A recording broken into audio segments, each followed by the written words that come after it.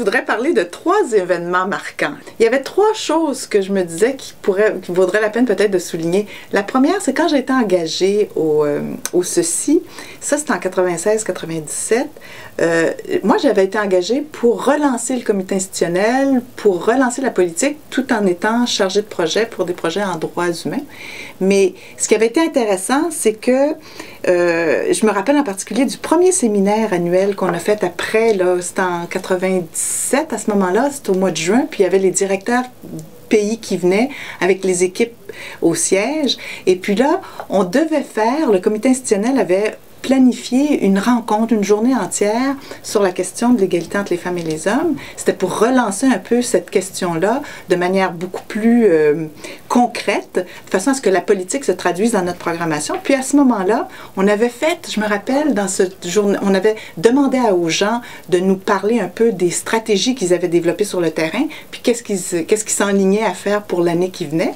Et puis pour le faire, on avait fait une immense corde à linge et chacun arrivait avec leur grand papier installé dans la salle, accroché à la corde à linge, et on avait une galerie de l'ensemble des activités que les gens avaient faites et se promettaient de faire pour l'année suivante. Alors donc, ce premier séminaire-là avait été intéressant dans le sens qu'on essayait de concrétiser la politique traduire ça dans des actions et une réflexion collective. Alors ça avait été le fun.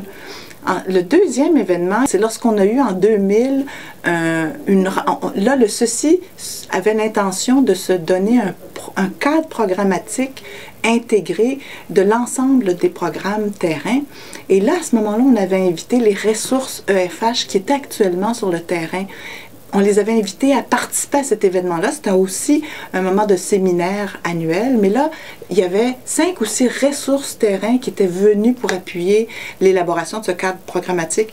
Mais c'était parti d'une réflexion d'une des ressources qui vivait des choses difficiles sur le terrain dans la façon d'intégrer la dimension EFH. Et elle avait eu cette expression qui avait été si intéressante et qui avait un peu secoué la réflexion du Ceci. Elle avait dit « Je suis une ressource EFH en ce moment, tel que ça fonctionne, j'ai l'impression, quand je travaille sur le terrain, de mettre de la dentelle sur des habits d'hommes. » La réflexion était de dire « C'est comme si c'est pas suffisamment intégré, on me sollicite un peu à la dernière minute, et là, j'ai vraiment l'impression de décorer, de mettre de la dentelle sur des habits d'hommes. » Alors, ça va être un élément déclencheur d'une réflexion pour dire comment est-ce qu'on intègre ça beaucoup mieux à l'intérieur de notre programmation.